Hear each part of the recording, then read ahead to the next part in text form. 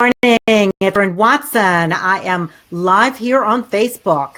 This is the Life After 50 program, what you need to know. And we have got a wonderful guest on with you today. We've had a little technical difficulties, so hopefully things run smooth throughout the program. If everybody will just hold that intention with me, I'd appreciate it. I'm going to be interviewing Terry Gregg this morning, and I'm really excited about that. Last week, for those of you that watched, we had a great show on with Julie Kutak with the Alzheimer's Association.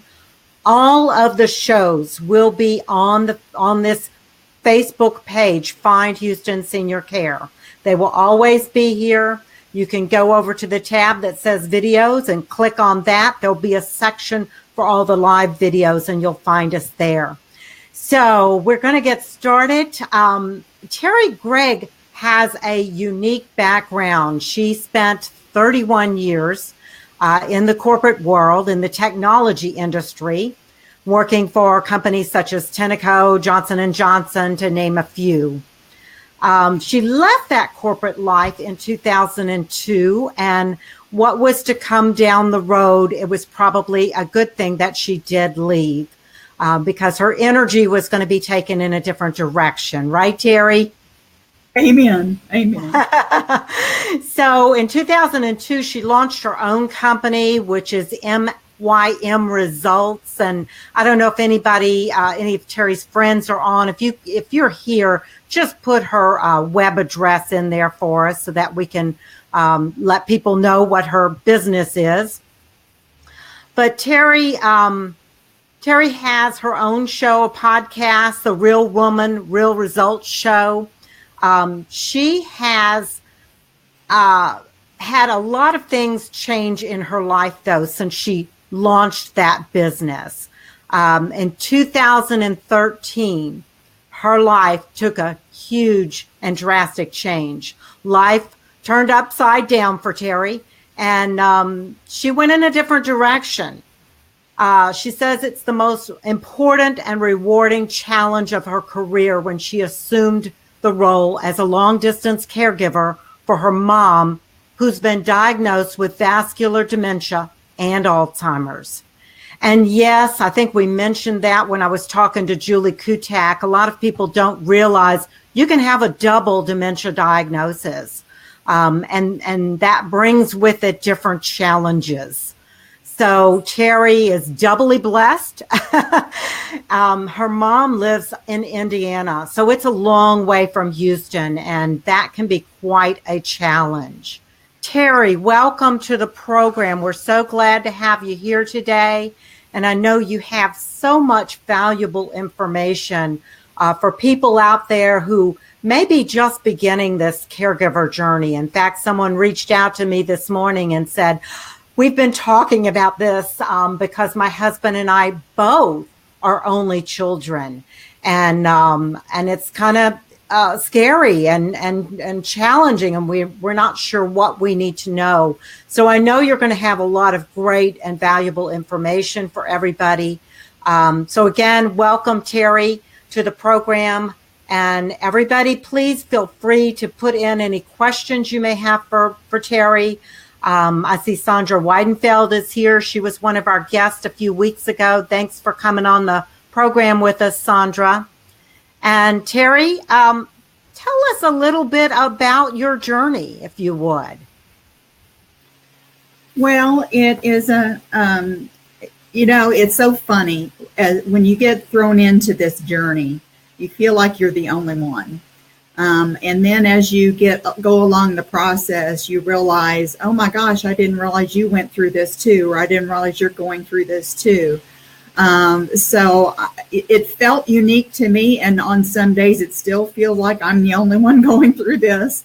But I know there are literally probably millions of people that are going through the same thing, or that are about to go through the same thing, or have gone through the same thing. So my mom actually was diagnosed. Well, I started seeing signs prior to her diagnosis, obviously, but she was officially diagnosed in January of 2014.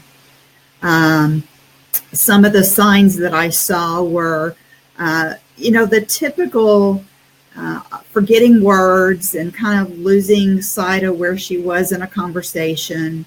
But the one that really hit it home for me was, first of all, I was blessed years before Mom's diagnosis. We had gone through the process of making me power of attorney, financial power of attorney, medical power of attorney, healthcare advocate, all those things that are very helpful to have in place. So thankfully, we had those in place before Mom's diagnosis. And how I really knew something was going on was suddenly I start getting overdraft notices for her account. And Mom had a system, and her system was a bill came in, she would write the check, she would write on the outside of the envelope what day she needed to mail it. And then every morning she'd go look at her little pile, what do I need to stick in the mailbox? Well, when I called her about it, because I said, Mom, what's going on? I got a couple overdraft notices. And she said, oh, Charlie, who is her companion, I'll talk about him a little bit later, Charlie must have seen the pile on the table, and he picked them up and stuck them in the mailbox, which was very plausible to me. And I thought, okay, well, that explains it. Well, the next month it happened again. Mm-hmm. And I was like, okay, I don't think this is Charlie. Mm-hmm. And that's when I got serious about scheduling her for, whatever she needed to be done in terms of the evaluation. And lo and behold, 2 or 3 months later is when we got the official yes. Not only did she have Alzheimer's, but she also had vascular dementia. And at the time, I didn't even know you could have more than one type of dementia. Most people don't. Most people don't realize that, Terry.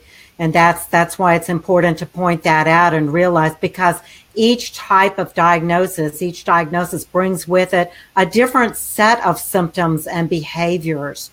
And so when you put them together, that's why a lot of times people are confused whether anything is really going on. And I think that's one of the biggest challenges. I know it was for us when we went through the role. Some days Mom seemed perfectly fine, and then other days she wasn't. And so you start second guessing herself. And I want to point out that what you talked about is very important for caregivers to know, paying attention to what's going on with the bills and making sure that they're paid. Wow, I have seen and talked to caregivers that they didn't know that Mom had not been paying the taxes on the house until it was way too late. And that is not a good situation to be in. So families, if you have any inkling that there might be something wrong, pay attention to it. Pay attention to your gut, right? Yeah, absolutely. Yeah. And in that case, even before Mom's official diagnosis came in, that second month that I got the overdraft notices, that's when I set up bill pay for her, and I started paying all of her bills. Good. Because it's like, it's not something I want to take a risk on. Yeah, that's a very smart move. And that's something I think everybody needs to address and needs to think about and look at. I know with my mom, she actually got scammed. And that's another thing that happens. And because of her dementia, she was vulnerable to scammers.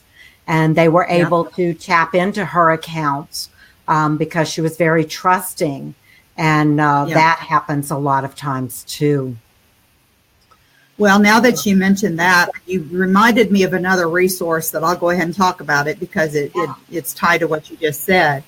I would be visiting her, and Mom would pick up the phone when it rang, and she would talk and talk and talk. And I'm sitting there thinking, who is she talking to, and what are they asking her? And because she'd and she'd give information. And I finally got to the point and said, okay, this is scary. So I actually bought a call blocker and put it on her home phone. And initially, the call blocker was just, I could allow people in, but it was taking all calls, but it would decide whether or not it was somebody that was on the trusted list or not. And it finally got to the point that I literally had to turn off all incoming calls unless they were on the invited list, because the bad guys were still getting in. And that is one of the solutions I put in place that's been a godsend. That is great. So is it called Call Blocker? Somebody could just read Call Blocker? Yeah, I actually, they're little boxes. The one I got is no longer being offered. I got it through Amazon, but it literally is a little box that sits between your phone and the wall jack. And it intercepts the incoming calls, and it determines are they or are they not on the good list or the bad list or whatever. And after the show, I will go and look for a couple of examples of what I'm using. It's not the device I'm using, but it's similar, and I'll post them on the chat. That'll be great. That'll be great. Yeah, if you'll just post them in the comments below, then everybody will have access to that information. And that's huge. I think, if we'd had that for Mom, that would have been really good.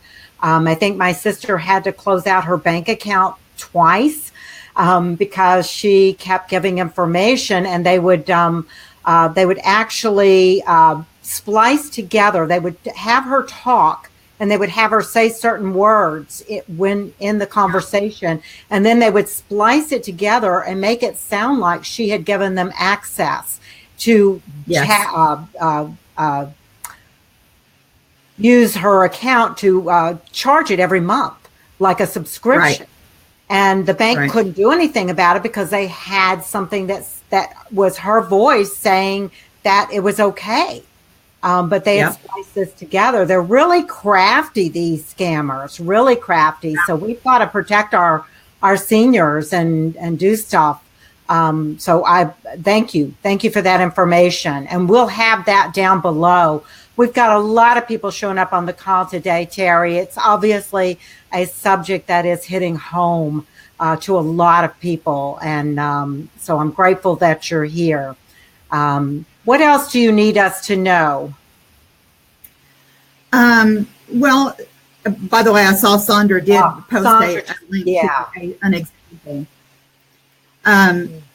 What else do I want to? First of all, you already mentioned I'm 850 miles away from Mom, and I'm an only child. So that in and of itself is challenging enough. But on top of that, I will say that some of the solutions I have in place are working really, really well, and I'll go into those in a little bit. Others are not working so well. And so it's kind of a constant challenge, but I always try to look at the fact that all the blessings that I have in this. Number one, my mom still knows me. Number two, I have a business that allows me the flexibility that if I need to be in Indiana tomorrow or even tonight, I can hop on a plane and get there and do what I need to do. I have clients that give me that flexibility as well. But I also had to make some decisions. I had to scale back some aspects of my business. I had to alter some aspects of my business. So I'm not going to say it was all perfect and it was, I'm still doing everything that I used to do plus this. I had to make some hard choices. Yeah. I think that's what it's really about, making those hard choices and deciding what is most important to you at this time. I know when my mom started needing help, and I was a long distance caregiver at that time, I was going back and forth to Louisiana, not quite as far as you had to go, but it was challenging. And I had to give up. I was a professional speaker at that time, and I just couldn't do that. I was a life coach and professional speaker, and I just couldn't do it all. So I had to give up some of that and change and redesign and recreate my life and my business along the way to make it so that I could do what was important to me. And I think that's something that a lot of women are having to do.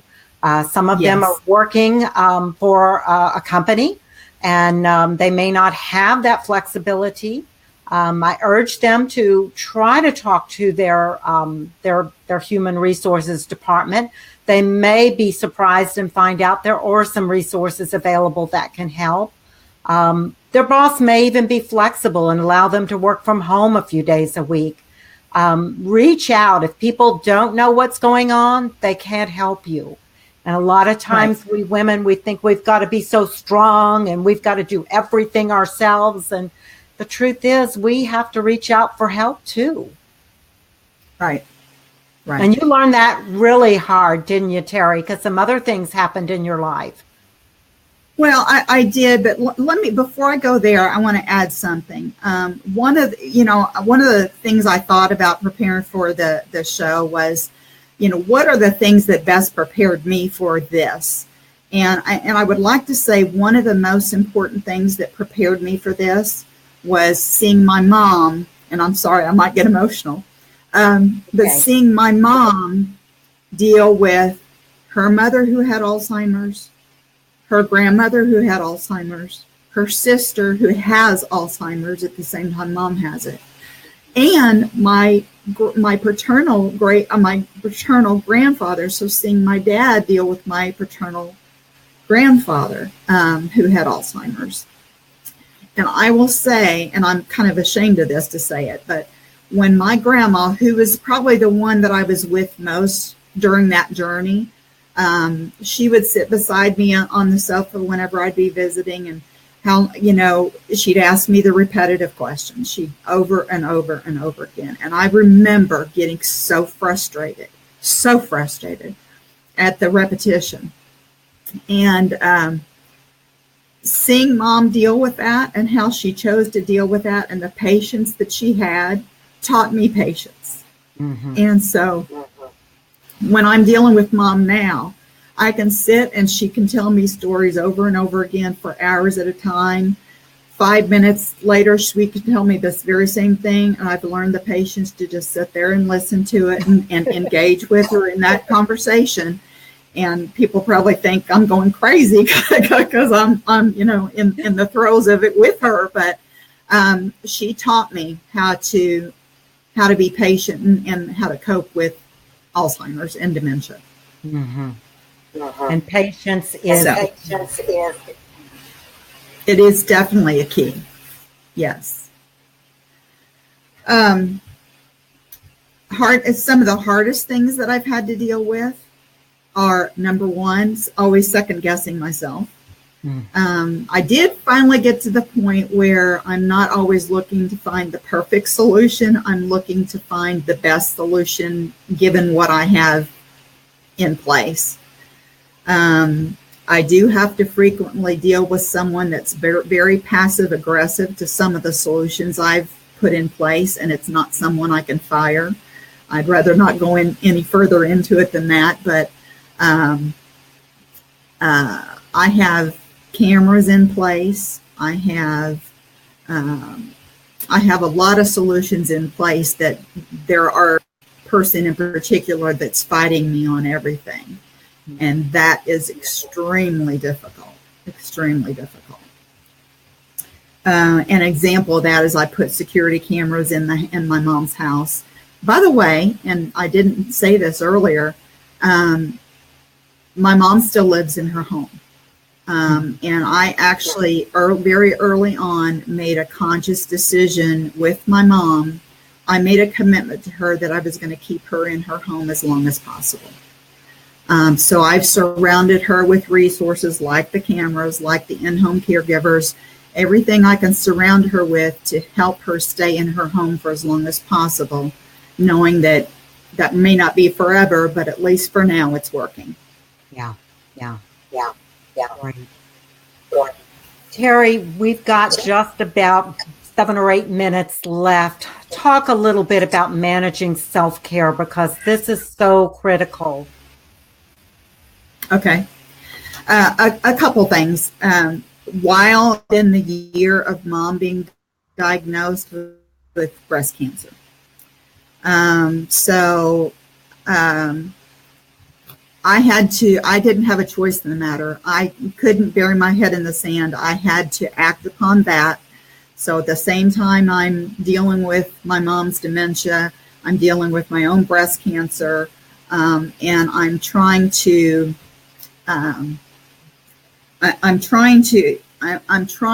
what was funny is at some point, I have breast cancer. I started the treatment process for that, and I had to stop and say, okay, I can't go do my surgery. I got to go to Indiana real quick and take care of that. Did what I needed to do in Indiana, and then I came home and did the surgery. Then I couldn't come to go to trial because of the fact that I was doing treatment, and so it was really a balancing act that I had to go through. I'm sorry, I'm kind of fumbling on that, but some of the other things is allowing myself to cry and allowing myself to grieve, and letting go of some things. But the other thing that happened to me, and we talked about it briefly earlier, was this fall. So when I was diagnosed with breast cancer, I was put on an aromatase inhibitor for my breast cancer. That in particular has been linked to Alzheimer's. So I'm petrified. I'm being treated for breast cancer. I'm taking a pill to help me that, and it might be helping me get Alzheimer's. And I, in fact, got to the point that I had myself tested this past fall because I was petrified that I was on the verge of being diagnosed. Luckily, it turned out to be just a scare. And in fact, I was tested and found out that I have a gene that protects me from Alzheimer's. Yay! So I was like, oh, hallelujah. Blessing. But that's some of the things when people, and I'm sure a lot of us do this, the minute you hear that diagnosis, you do all kind of research. And the more research you do, the more you know, and the more you know, the more you say, uh-oh, I might be setting myself up for this, or, these are the things to look for. So anyway, I had the scare. I've been told I've got the gene to protect me from it, so I'm going with that for now. So good deal. So is there anything particular you have in place, a routine, something that you do to help care for yourself? I still try to play golf occasionally. I try to get out and do some things. My husband and I still, we'll go out to dinner, and we have stuff that we've been able to isolate the whole mom dimension of my life, able to isolate it to the point where we can have somewhat of a normal lifestyle and life. But, as everybody knows, when you're dealing with someone with Alzheimer's, anything can happen on a dime, and you've got to be able to drop it and react and go to whatever the next solution is, or the next thing you've got to deal with is. Flexibility is the key. Absolutely. Terry, we've got just a couple of minutes left. What do you want people to take away from this talk today? What do you want to most share with them or let them know?